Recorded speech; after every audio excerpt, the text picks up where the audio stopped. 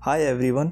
Nike नाम की बड़ी शू कंपनी के बारे में तो आप जानते ही होंगे, पर क्या आप ये जानते हैं कि इस कंपनी का नाम स्टार्टिंग में the blue ribbon sports company था। क्या आप ये जानते हैं कि ये बिज़नेस की शुरुआत सिर्फ $50 से हुई थी और आज नाइकी इनकॉर्पोरेशन की नेटवर्थ $35 बिलियन है।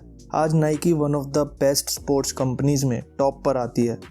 आइए आज इस कंपनी और इस कंपनी के सीईओ फिल नाइट के बारे में जानते हैं, जिन्होंने इस कंपनी की शुरुआत पोर्टलैंड के एक छोटे से शहर ओरेगन से की थी। एक टाइम था जब फिल अपने शूज़ का बिजनेस अपनी कार की डिग्गी से किया करते थे। फिल नाइट का जन्म 24 फ़रवरी 1938 में पोर्टलैंड के एक छोटे शहर ओरेगन में हुआ था। फिल एक मिडिल क्लास फैमिली से थे। फिल 24 साल की एज तक यूनिवर्सिटी ऑफ ओरेगन से ग्रेजुएशन, 1 साल के लिए यूएस आर्मी और स्टैनफोर्ड यूनिवर्सिटी से एमबीए करके घर वापस लौट चुके थे। फिल इतना सब करके भी अपने करियर को लेकर बहुत कंफ्यूज थे। उन्हें एग्जैक्टली ये श्योर नहीं था कि वो अपने लाइफ में क्या करना चाहते हैं। हाँ, बाकी सब लोगों की तरह वो भी अपनी लाइफ में एक सक्सेसफुल इंसान बनना चाहते थे, बट उन्हें खुद के लिए सक्सेस का एग्जैक्ट मतलब नहीं पता था। वो अपनी लाइफ में पैसा, फैमिली और घर वगैरह तो चाहते थे, बट अंदर से उनका दिल कुछ और ही चाहता था। वो उस समय श्योर तो नहीं थे, बट वो अपनी लाइफ को मीनिंगफुल, पर्पसफुल, क्रिएटिव और सबसे ज़्यादा डिफरेंट बनाना चाहते थे। वो मरने से पहले इस वर्ल्ड में अपना एक निशान छोड़कर जाना चाहते थे। फिल नाइट अपने ग्रेजुएशन के टाइम एक एथलीट थे। उन्हें डेली सुबह जल्दी उठना और कई किलोमीटर्स तक दौड़ना बहुत पसंद था। वो रनिंग में बेस्ट तो नहीं थे, बट वो एक गुड एथलीट थे। एक स्पोर्ट्स पर्सन होने की वजह से फिल को कभी भी हारना पसंद नहीं था। वो एक सच्चे स्पोर्ट्स लवर थे। उन्हें सबसे ज़्यादा प्यार खेल से था। वो अपनी पूरी लाइफ खेल में बिताना चाहते थे। क्योंकि वो एक स्पोर्ट्स लवर थे, पर रनिंग में बेस्ट ना होने की वजह से वो हमेशा खुद से ये सवाल करते थे कि काश कोई ऐसा रास्ता हो कि मैं बिना एथलीट बने ही हमेशा एथलीट्स को फील कर सकूं। काश मैं अपना सारा टाइम काम करने की बजाय बस खेल में बिता दूं, या फिर कोई ऐसा काम करूं जिसमें मैं हर वक्त उस काम को एंजॉय कर सकूं। उनका मानना था कि लाइफ भी एक गेम है और वो इस लाइफ की गेम को जीतना चाहते थे। स्टैनफोर्ड यूनिवर्सिटी के आखिरी के दिनों में फिल को एक एंटरप्रेन्योरशिप को लेकर एक असाइनमेंट मिला, जिसमें उन्हें एक बिज़नेस प्लान बनाना था। क्योंकि फिल एक बेस्ट बिजनेस यूनिवर्सिटी में थे, उन्हें उस समय ये पता था कि जैपनीज़ कैमरास की डिमांड बाकी दूसरे देशों में काफ़ी ज़्यादा थी और कई बाहर की कंपनीज जैसे जर्मन कंपनीज जैपनीज से कैमरास इंपोर्ट करवा के अपने देश में बेचती थी। एक रनर होने की वजह से फिल के माइंड में ये आया कि क्यों ना हम जापान से बेस्ट क्वालिटी शूज़ मैन्युफैक्चर करवा कर अपनी कंट्री में सेल करें और एक शू बिज़नेस करें। यही चीज़ पर रिसर्च करके लाइब्रेरीज़ में अपना सारा टाइम एक्सपोर्ट, इंपोर्ट और कंपनीज बनाने की नॉलेज लेकर फिल ने अपना असाइनमेंट कंप्लीट किया और उसमें ए ग्रेड भी लिया। बट वो असाइनमेंट फिल को इंस्पायर कर गया और उन्होंने अपने इस क्रेज़ी आइडिया को अपने फादर के साथ डिस्कस करने का सोचा। उन्होंने 24 साल की एज में ये फाइनल कर लिया कि वो अब इस क्रेज़ी आइडिया को फॉलो करेंगे और एक शू बिज़नेस स्टार्ट करेंगे। इस आइडिया में उन्हें बहुत बड़ा पोटेंशियल दिखता था। ग्रेजुएशन, आर्मी और एमबीए करने के बाद जब फिल घर वापस लौटे तो उनके मन में 2 बड़ी इच्छा थी, जिन्हें वो लाइफ ख़त्म होने से पहले ज़रूर कंप्लीट करना चाहते थे। पहली इच्छा ये थी कि वो कुछ बड़ा, कुछ डिफरेंट करके अपना मार्क इस वर्ल्ड पर छोड़ना चाहते थे, और दूसरी इच्छा ये थी कि वो वर्ल्ड घूमना चाहते थे। 1962 के उस समय में कोई भी अपनी विश लिस्ट जैसी चीज़ों के बारे में बात नहीं करता था। लोग उस समय में ट्रैवल भी ना के बराबर ही करते थे। उस समय के 90% अमेरिकन्स कभी एयरप्लेन में गए ही नहीं थे। मिडिल क्लास फैमिली से बिलोंग करते हुए भी फिल ने यह डिसाइड कर लिया था कि वो अपने ये दोनों सपने ज़रूर पूरे करेंगे।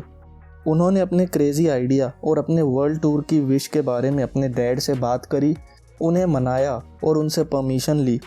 उन्होंने अपने फादर से पैसे लेकर और थोड़े बहुत अपनी सेविंग्स लेकर जापान और वर्ल्ड टूर के लिए जाने का डिसाइड किया। ये डिसीजन उनकी फैमिली और उनके लिए बहुत बड़ा और टफ डिसीजन था, क्योंकि उस समय में जापान और अमेरिका के बीच संबंध बहुत ख़राब थे। पर फिल नाइट जब कुछ ठान लेते थे तो उसे पूरा करने के लिए अपनी पूरी जान लगा देते थे, क्योंकि उन्हें लाइफ में रेग्रेट करना बिल्कुल भी पसंद नहीं था। उस साल फिल नाइट जापान पहुँचे और एक top leading manufacturing company Onitsuka Tigers से उन्होंने बात करके वेस्टर्न स्टेट्स ऑफ अमेरिका में उनके शूज़ बेचने का आइडिया डिस्कस किया। ये काम फिल के लिए बिल्कुल भी आसान नहीं था।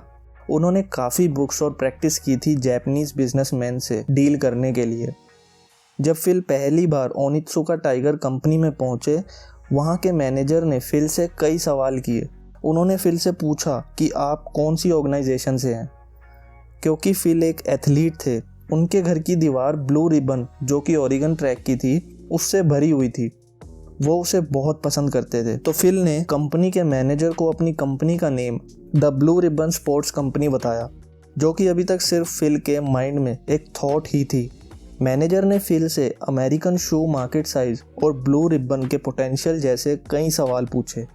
फिल ने पूरे कॉन्फिडेंस से आंसर करते हुए उस मैनेजर को मना लिया। उस समय फिल ने ओनित्सुका टाइगर कंपनी को अपना एड्रेस दिया और 12 जोड़ी ओनित्सुका टाइगर शूज़ के सैंपल्स का ऑर्डर दिया और $50 की पेमेंट का प्रॉमिस किया। कंपनी से बाहर आते ही सबसे पहले फिल ने अपने डैड को लेटर भेजा, जिसमें फिल ने मेंशन किया कि $50 उन्हें ओनित्सुका कॉरपोरेशन को अर्जेंटली भेजने हैं। अब फिल घर जाने को बहुत एक्साइटेड थे, बट अभी उन्होंने अपना ड्रीम नंबर 2 यानी कि वर्ल्ड टूर नहीं किया था। तो फिल ने अपना काम करते ही वहाँ जापान और फिर कई अलग देश घूमे। 24 फरवरी 1963 फिल नाइट 25 साल के हो गए थे और घर लौट चुके थे। ओनित्सुका कंपनी की बड़ी मीटिंग को किए हुए फिल को अब 4 महीने बीत चुके थे, बट वो 12 पेयर्स के सैंपल अभी तक फिल के पास नहीं पहुंचे थे।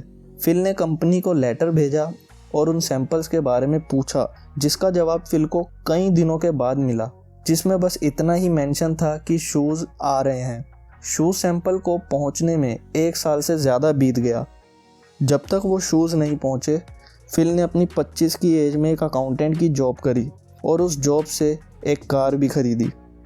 1964 जनवरी के फर्स्ट वीक में फिल के सैंपल ट्रांसपोर्ट वेयर हाउस में पहुंच गए थे। फिल उस दिन बहुत ज़्यादा एक्साइटेड थे। वो इतने एक्साइटेड थे कि उस ट्रांसपोर्ट वेयर हाउस के खुलने से पहले ही वो वहाँ सुबह सुबह अपने सैंपल्स को रिसीव करने के लिए पहुँच गए थे। सैंपल्स मिलते ही फिल अपने घर के बेसमेंट में गए और उन सैंपल्स को चेक किया। वो वहीं उन शूज़ के डिज़ाइंस को देखकर दीवाने हो गए। फिल ने 2 पेयर्स अपने ओरेगन यूनिवर्सिटी के कोच बिल बोअरमैन को भेजे। मिस्टर बिल बोअरमैन फिल नाइट के एक कोच होने के साथ साथ उनकी इंस्पिरेशन भी थे। बोअरमैन एक मास्टर मोटिवेटर और एक गुड लीडर थे। उनकी सबसे अलग बात यह थी कि वो अपने सभी स्टूडेंट्स के शूज़ में कुछ ना कुछ मॉडिफिकेशन करते रहते थे। उन्हें शूज़ और रनिंग से रिलेटेड सारी नॉलेज हुआ करती थी। फिल ने सोचा था कि वो बोअरमैन को ओनित्सुका टाइगर दिखाएंगे और उनके कोच फिल से सारे शूज़ खरीद लेंगे। पर फिल का वो 2 पेयर्स ऑफ शूज़ भेजने का मेन मकसद था अपने कोच को ओनित्सुका टाइगर्स और उनके क्रेजी बिजनेस आइडिया के बारे में बताकर उन्हें इम्प्रेस करना। कुछ ही दिनों बाद बिल बोअरमैन ने फिल को मिलने के लिए ओरेगन सिटी में एक होटल में बुलाया, जहां वो अपनी टीम के साथ कुछ समय के लिए ठहरे हुए थे। फिल ने बोअरमैन को अपने वर्ल्ड ट्रिप के बारे में बताया और उनके कोच ने उन शूज़ के बारे में कहा कि उन्हें वो शूज़ अच्छे लगे। साथ ही बोअरमैन ने फिल के बिजनेस में 50-50 की पार्टनरशिप का ऑफर भी रखा, जो फिल ने बिल्कुल भी एक्सपेक्ट नहीं किया था। फिल नाइट उनकी इस 50-50 पार्टनरशिप डील से बहुत खुश थे। खुश होने से कहीं ज़्यादा वो सरप्राइज थे।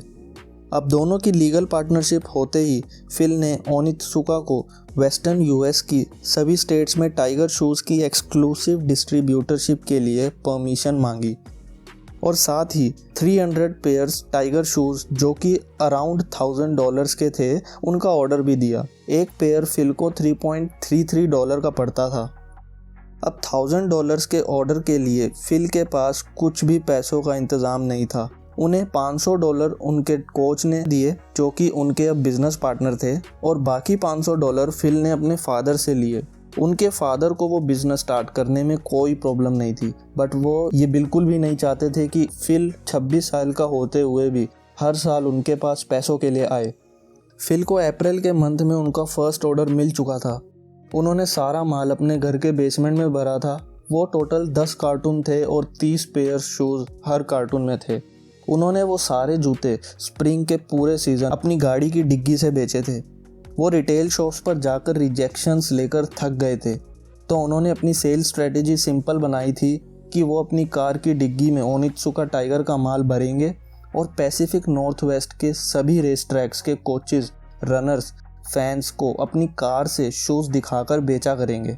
ऐसा करने से उन्हें कुछ हद तक पॉजिटिव रिजल्ट्स मिले।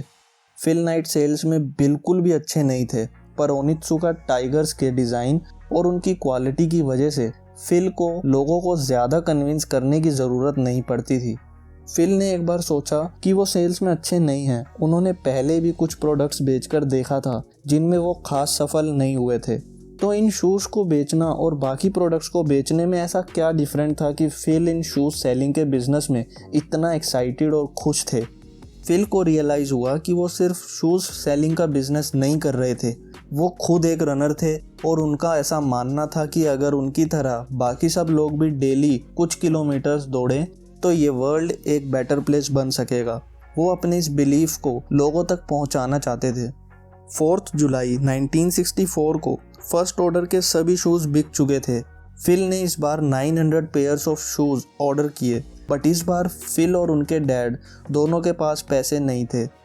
इस बार फिल ने अपने डैड की रेपुटेशन और गुडविल के बेस पर first national bank of Oregon से लोन लेकर ओनित्सुका को इस 900 पेयर्स के ऑर्डर्स की पेमेंट की।